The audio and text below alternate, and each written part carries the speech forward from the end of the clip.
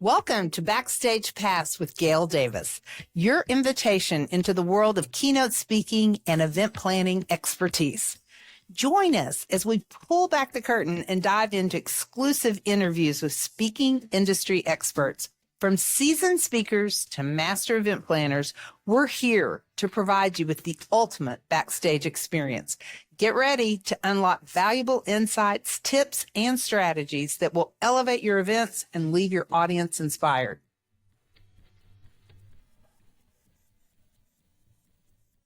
Welcome to Backstage Pass. My name is Gail Davis, and I am your host. And today I am thrilled to welcome a friend and a true innovator, a fellow entrepreneur, and a creative mind, Josh Linkner. Josh is a 5-time tech entrepreneur, a New York Times bestselling author, a venture capitalist, and a globally recognized expert in innovation, disruption, and leadership. He is also one of the founders of Impact 11, which is a leading professional development program for speakers. And here's something you might not know about my friend Josh. He is also an accomplished jazz guitarist. So Josh, I'm so thrilled that you're here and we can talk about all of the things above. Gail, thank you so much. An honor to be with you today. Excellent. Well, let's start with the most fun part, right? Why don't you talk about your expertise on innovation and, well, you do have an expertise on innovation and leadership, but let's go with this jazz guitarist. How does music play a role in your approach to business and creativity? Funny enough, I was put myself through college playing music, and but it turned out to be the best possible MBA that I could get, because when you remove the instruments and the notes, jazz musicians are exactly how business leaders are operating most effectively. In jazz, you're constantly using situational awareness and active listening to drive better outcomes. You're collaborating with other creators. You're improvising to deliver the best possible results. You're navigating constant change and ambiguity. And so you're using agility. So it's really funny that actually I think today more than ever, we're being called to lead as jazz musicians. In the past, it was maybe more like that of a classical conductor. Play the notes exactly as Mozart intended. We just don't have that luxury anymore. Today, there's too much volatility and change and uncertainty. And I think we're being called to play some jazz.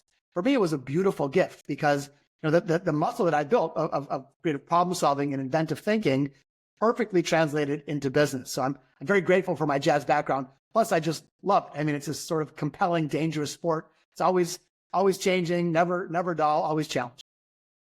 I know that I have been in your audience, particularly at our industry conference, where you have included a little jazz set and involved members of the audience. How often do you do that on a regular basis? Yeah, under 10% of the time when I'm speaking, I do a lot of speaking without music, although, of course, I'll speak to that. But about 10% or so of the time, it's really fun. I have a talk called The Music of Business. And it's really where we'd say like one of those parallels and how can we apply them in this changing world that we live in. And so what I do is I hire local musicians that I've never played with or rehearsed with. That's part of the whole vibe. Because very often we find ourselves in the business world in that exact same setting. You're on a call with a new client and team members that you've never worked with, and you don't have everything scripted, but you have to figure it out. So I use jazz, live jazz, as a living metaphor for collaboration, innovation, and problem solving. And so we start by hire local musicians. I bring my gear. We play a little music, which is already cool. Like you're not usually seeing that at the beginning of a keynote. Then everybody sits, my musicians sit down and I give a substantive talk. It's not like only about jazz, but I reference that quite often. At the last 20 minutes or so, I invite the musicians to come back up and share with the audience how they can look at that collaboration differently. The cues between the musicians, how we're creating and riffing off of one another. And you're right, it culminates in a really fun, interactive way. I invite 3 audience members to join me on stage. I give them some props like cool hats and sunglasses and such. And of course, I give them some percussion instruments. And together we compose and perform a live jazz song. Even though there's only 3 people on stage with me, the whole audience feels that sort of danger and excitement. And it sort of sears in a memorable lesson that they can take back and put into use. I've never done this without a standing ovation, not for me, of course, but for their colleagues that get on stage. Pictures are going off, Instagram's lighting up. And so it's a really fun and memorable thing. And then what I'll do often is I'll pack on a small performance. So for example, if this session was right before lunch, maybe we then perform a little concert during lunch. So that's also a fun kind of ad that clients really enjoy. I'm glad we went into that because I was one of the people that got called up on stage, and you're right. You feel so much encouragement from your colleagues. So that's great. Josh, I know that when you think of important leadership traits, you say that creativity and innovation are among the most important. Why do you think that is key to success in today's business landscape? Yeah, it's a great question. In the previous one, I think there was different skills required, back to classical conductors, alignment, precision, accuracy. Not that those things aren't important, but today the world is too fluid. There's so much change, so much competitive tension, so much disruption that, again, I believe we're being called to lead in a different way. Add on AI, which is, of course, transforming most things. And ultimately, anything that can be automated will be automated. So the skills of the past, the previous quote unquote hard skills, are being done by AI. What's left for humans, the impact that we can make as leaders, is in that more creative zone.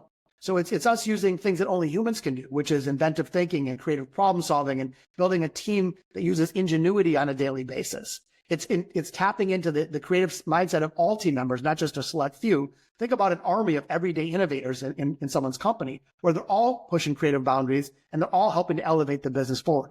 That's what customers want. That's what the capital markets want. And that's what ultimately drives shareholder value. And so I think that for us, as we lead into this new era, those skills are crucial to gaining competitive advantage and ultimately enjoying sustainable success. I've heard you say that many companies say they want to be innovative, but few actually embrace it. So what are some of the biggest misconceptions that leaders have when it comes to fostering innovation? So true. Awesome question. I think there's a few. There's the old, how do I rebuild the plane while I'm flying it problem? And that can be fixed. There's lots of very systematic ways to do that. But, a lot of times I think companies, organizations, leaders, teams, they're afraid of change. They see a lot of risk. The one thing that I've discovered now in 35 years in business is that people tend to overestimate the risk of trying something new, but they underestimate the risk of standing still. How's Pan Am Airlines doing these days? How's Oldsmobile? So I think that they falsely believe that the status quo is safe when actually that's one of the riskiest things of all. The other obstacle is that they take it on too big of a bite. So if it's hey, I'm making an existential bet, and if I'm right, good, but if not, my company's gone, that's too risky and people tend to freeze.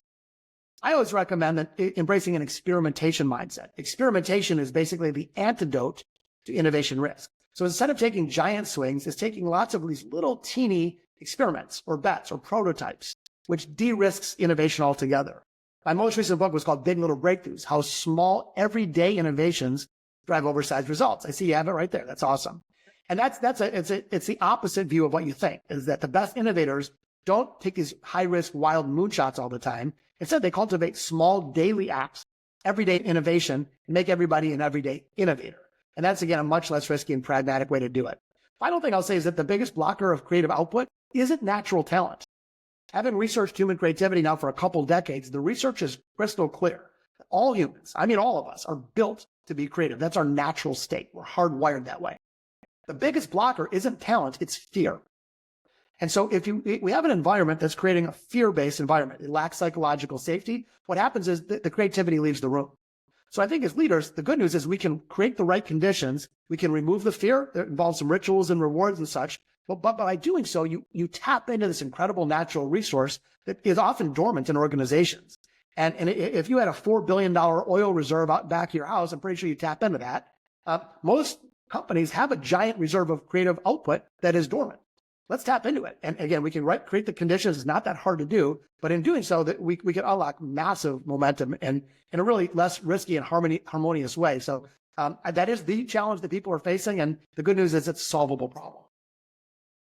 I know you do have a lot of real world examples, but specifically, do you have one of a company or a leader who embraced everyday innovation and then they saw a major payoff?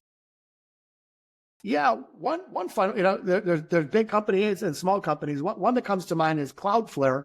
which is a pretty large cybersecurity firm, are responsible for protecting almost 10% of all global internet traffic. So they're trying to create the most secure system, and it all comes down to an encryption key. If that encryption key is intact, you're good. If that encryption key is broken, you have a problem. So instead of just trying to write better code or whatever, they turn to an unexpected, more creative source: lava lamps. Yep, lava lamps, that weird blobby things from the 1970s that are never in the same position twice. So in Cloudflare's headquarters in San Francisco, they have a whole wall of over 100 lava lamps. Each one has a digital camera aimed at the lava lamp. At random times throughout the day, it snaps a picture of the lava lamp, converts it to digital code, and it powers their encryption key. So yeah, like 10% of the internet traffic around the globe is protected by lava lamps. So it's been celebrated as the most secure internet tech on the planet. So that type of unexpected thinking, again, doesn't have to be a giant bet. It can be an unexpected or unorthodox approach that unlocks incredible momentum. The other one, real quickly, and I can talk more about it, but in 2021, I joined the board of the Savannah Bananas, the really fun baseball team. Jesse is an incredible person. He actually sent me a handwritten letter a couple years earlier. I'd never heard of the team, but his letter was like, "Hey man, I've heard about what you did. I read your books. I did what you suggested, and we built this really cool team in Savannah." So I called him up. We became fast friends, and again, I joined the board. And he is someone who is pushing the creative boundaries at every turn.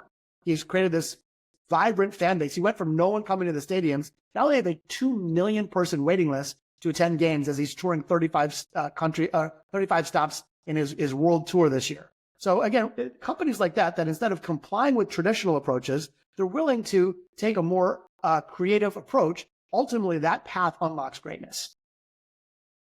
Josh, I mean, I know this message rings true for leaders, obviously, but what other audiences do you find that you're a good fit for? Because, we're just coming off of January, February, a lot of sales kickoffs, and now we're kind of moving into the incentive trip time of year. And then there's always leadership conferences. So what's the typical makeup of the types of meetings that you're getting booked for? I do a lot of leadership conferences, as you point out, but I actually do a ton of sales conferences. I actually think I have 3 this week. And so the thinking is that sales is one of the most creative roles on the planet. If it was just order taking, AI can do that. I mean, a sales professional is somebody who actually understands and listens and navigates ambiguity and helps transfer belief. Sales is basically creativity in real time. And so I spend a lot of time with sales organizations looking to drive revenue and growth. And of course, I speak to innovation teams all the time, which are people that are driving R&D, but even sometimes process people. How can we become more creative in our factory? How can we reduce error rates or improve safety?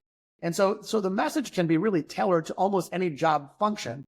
In terms of industries, I speak a lot to healthcare. I speak a lot to financial services, a lot to high tech. Companies that are pushing the boundaries of technology. But also manufacturing and automotive. I'm from Detroit. I'm a lifetime Detroiter. I have deep roots in automotive. And so, again, it is somewhat of a universal message.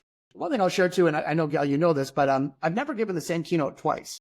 I looked at it, and since you and I started jamming nearly a couple decades ago, I've done almost 1,400 keynotes, but no 2 are the same. So I really take the time to handcraft the session for the particular audience. Starts by a kickoff call where we go deep and really understand the nuances and the language of the audience. I often do stakeholder interviews. We go really deep on research, and again, hand build that session for a particular need. I know some speakers just kind of recite their lines. I don't do that. I build it from scratch. I'm a jazz musician. And the other thing I like to think about is what happens after. How do you make that event stick rather than fizzle? And so to me, there's often there's a quick start guide and a keynote summary. There may be a series of ongoing content that we drip out over time to make sure that that message not only is an inspiring catalytic moment in time, but it actually stays. It has staying power. A question that one of my long-term clients has been wrestling with lately is when you bring in someone like yourself who has so much customized quality material, do you end on a high note that you've already orchestrated, or do you open it up for Q&A? And they're always asking me, is this a person who should do Q&A or not? What's your take on that? Do you like the Q&A, or would you rather end, this is my last slide, boom? Well, I personally love doing Q&A. I love that. To me, that type of conversation is actually like playing jazz in action. As you might imagine, I love it. It's not for every audience. And so I think a lot of times the meeting planner knows best. Is there a group that wants to ask questions and engage, or do they want to just sort of sit back and absorb? Even if it's just the absorb mode, I interact with the audience throughout, of course. But so Q&A, I think, depends more on the audience than the speaker in general. That being said, I do have a trick. The problem with the Q&A at the end of a keynote is that instead of ending with a bang, it ends with a fizzle. What I do is I save a little something. So even if we're doing Q&A at the end, at the last, I'll say, oh, one more question. And then after that last question, I'll say, I'd like to share some final thoughts. And then I can bring it home strong. I can end with a bang, put an exclamation on the end of it. So even if you do the Q&A at the end format, we can still find a way to end strong. Well, that's great. That doesn't surprise me that you would have that technique. When you finish speaking and you head out to the break and the audience is swarming around you, or they come up to the stage, what are the kinds of things that people are saying? Because that is the thing I always love to gauge. Like, what is the audience reaction going to be? I have a few common ones. And again, by the way, I feel so grateful to do this type of work. I mean, we are both in the aha business. And to be able to share ideas and insight and wisdom that helps people's eyes open up like saucers and see the world differently, and more importantly, make a difference and an impact in their lives and businesses, it's just a true honor and a gift. So for me, I primarily do this for impact more than economics. But the things I often hear, sometimes I hear people come up and say, I feel so seen and understood. I've always thought like this, and I thought I was supposed to push it down. I feel so excited and like liberated that I can now think like this and put it into action. And people often recall a story of their creative pursuits over the years, which I love hearing. Another one, I hear people say, this is the exact message we need at this point in time. Because we're at an inflection point in the business, because we're entering a new era of AI and disruption, this is exactly what we need. Thank you for showing us the path forward. And I hear that from leaders and sort of audience members alike. And the other thing is that sometimes people will come up and really anchor in on a technique. I share big picture ideas, of course, and lots of rich storytelling and humor and everything. But I also want to make sure that people are walking away with specific tactical tools that they can put into use like Monday morning when they get back to the office. And so one of the ones I've been sharing for years, it's very simple, but because it's simple, it works. It's called the judo flip, which is if you're facing a challenge or a problem, you first say, how have we always done it? What is standard operating procedure in our business? And then you ask a simple but powerful question. What's the opposite? What would it look like instead of complying with the tradition if I judo flipped the position? And of course, I would bring a tactic like that to life with examples and stories and such. So sometimes people come up to me like, I know exactly what I'm going to judo flip next week. And so sometimes they anchor on a big idea, like, embracing a lifestyle, awakening the artist within, becoming a creator. But sometimes it's actually like, oh, this tactic, I can't wait to put into use. That's so awesome. For me, one of the things I love about Suggesting You is your credibility. You have founded 5 tech companies, and I just want to know how those experiences, play in to your business journey and specifically to your keynote topics. Yeah, great question. So first of all, to be clear, a great keynote is about the audience, not about the speaker. If all I do is come up and tell war stories, I've underserved. That to me is not great. That being said, I do have some personal experiences that are relevant and I think helpful insights for the audience. And for me, I think it's a pretty weird and unique balance. I've obviously been a professional jazz musician, played over 1,000 concerts around the world. I still play regularly. So there's that whole artistic, improvisational, creative element, art. I also have science. I've written 4 books on the topic of innovation and creativity, translated into a bunch of languages around the world. Yeah, you got a whole stack of them there. Good paperweights for your office. But doing the research and the insight behind that work. The last book I spent over 1,000 hours of research on. I interviewed CEOs and billionaires and celebrity entrepreneurs and Grammy award-winning musicians. So the body of work we have, the research, I think is helpful. But probably most important is the frontline real world experience. I've been a CEO for 30 plus years. I've dealt with not only great opportunities for growth, but painful setbacks. And so I've been in the chair. And I think unlike perhaps someone who's just an academic or maybe they're an athlete or a mountain climber or something, I can really relate to a lot of business audiences because I've been there, both the ups and the downs, and plenty of struggles and downs, by the way. And now as I build a venture capital fund, we're now overseeing $165 million of investment in investing in the next generation of tech companies. they really have a front row seat to how are innovators thinking, how are entrepreneurs thinking, how are people using AI in creative ways. And so I think this weird mix of experiences between, real world business experience and investing experience and research and art all come together in a pretty unique way. And those experiences, again, I think are instructive. My keynotes are not all about me. I bring lots of industry knowledge and external stories, of course. But the parts that are, I can relate, I think, to some of the problems that leaders are facing today and provide, a direct insight and perspective. Love that. I've been doing GDA for 26 years and then had a corporate career prior to that. And sometimes, this whole topic of disruption just feels like a threat. It feels like an inconvenience, but you seem to always turn it into an opportunity. How can leaders and companies really shift to make sure they're embracing disruption rather than fearing it? Pivotal question.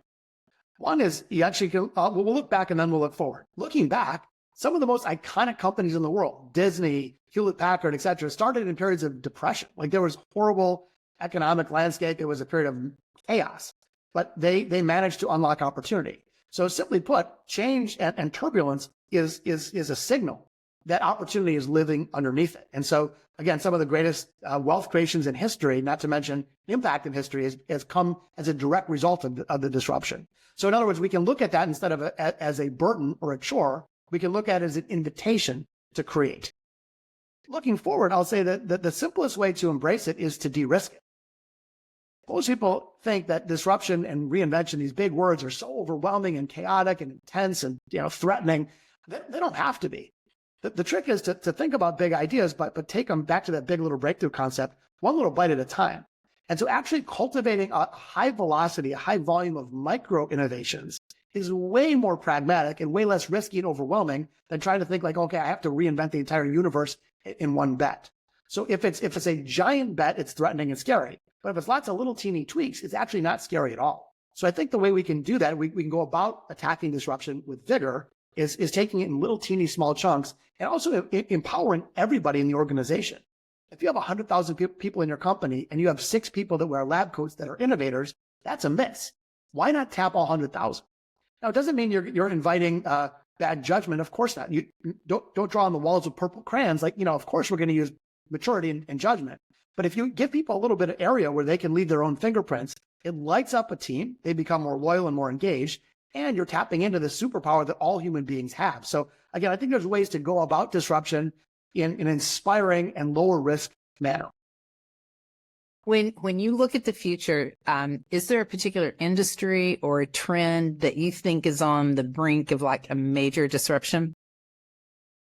I think nearly every industry is facing disruption, some more than others, of course. But it's funny, you talk to someone like in healthcare. Healthcare is in the biggest transformation ever. Then you talk to someone in manufacturing. Manufacturing is in the biggest transformation ever. Then you talk to someone in hospitality. So I think that many industries are at a pivotal moment where they have to reimagine themselves, or they may run into a problem. It kind of reminds me of that old famous Jack Welch quote: if the rate of change on the outside is greater than the rate of change on the inside, the end is near. And so I think that is true. It doesn't have to be scary, but that's true. In terms of technology, I mean, everybody's talking about AI. It's funny, Gail, I started an internet company in 1995. I would literally call people and say, have you ever heard of the internet? Can I build you a website? And so that was a giant transformation that has caused all kinds of ripple effects and downstream. Our lives are totally different as a result of that change. I would suggest that AI is the biggest technical advancement since the internet itself, and may in fact someday surpass the impact that the internet had. It's that big. And so as people were talking about like mobile and social, yeah, those of course were big. I thought those as like a secondary transformation, whereas AI I think is more primary. And so again, it doesn't have to be scary and risky. It's more like, how awesome is that? I get to have a co-pilot do all the grunt work I don't want to do. I get to have somebody else crunch all this data so I can spend more time being a human instead of a computer. Awesome. So again, there's change, but it doesn't have to be scary change. It can be beautiful change. Love it. Love it. Love it. Is there any like unexpected moment or some behind the scenes thing that's happened to you in the speaking world that really stands out that you'd like to comment on? Yeah, you always plan for the best or plan for the worst and hope for the best. And sometimes, that's right. It's amazing. I've been in situations where the power's gone out, where the entire tech platform didn't work, and I had to just improvise with no materials or slides. And so I hopefully, people who have the honor to be on a stage have enough mastery and fluidity in their topic matter that they're confident they can handle just sort of whatever's thrown at them. I'm sure we could tell war stories over a glass of wine for hours and hours and hours about things that got off the rails. But the one thing I would say to any speakers listening is that, our job is to show up as professionals and serve. If you get a delay and you get in at 2 a.m. and the AV crew's not right and you don't like the stage or whatever, that's a professional performs no matter what. A professional gives their best no matter what. So instead of running out an objection, you step up and deliver. And so I know that you book speakers like that, and to me that's the crucial thing. And by the way, sometimes the good can come from that. You probably heard the story, but Keith Jarrett, a very famous jazz pianist, was giving a concert in Cologne, Germany in like the 1960s. And he shows up in this big hall, but the piano is too small. Then he starts looking at the piano. It's like out of tune. Some of the keys don't work at all. The pedals sticking, like the whole thing was a mess. And he could have just stormed out and protest, but instead he played anyway. He adjusts his playing. So he used like the lower register to make more noise. He avoided the broken keys. He didn't use the pedals. And what happened was he actually elevated his art. It became the most famous performance of his career. His best-selling album was live in Cologne, Germany. And it's actually the #1 selling jazz solo album of all time. And it's funny that the uncertainty and the oddities that came up, the backstage mess, turned into a beautiful gift to that audience and, of course, now to the world. That is a perfect story to end on because it brings us back to the jazz and what you're all about. Thank you so much, Josh. I always love talking to you. It's so much fun. And I'm going to take you up on that glass of wine, particularly if it can be at that fabulous in-house bar scene that you have at your house. I'll come to Detroit for that. T and I can't wait to have you back. Yeah, it'll be our pleasure. That'd be great. For anyone who's listening that's looking for a speaker who is going to challenge the status quo, get you excited about innovation and disruption, who's super accessible, who customizes every presentation he does, Josh Linkner is your guy, and we would love to help you with that. Thank you so much, Josh. Thank you again.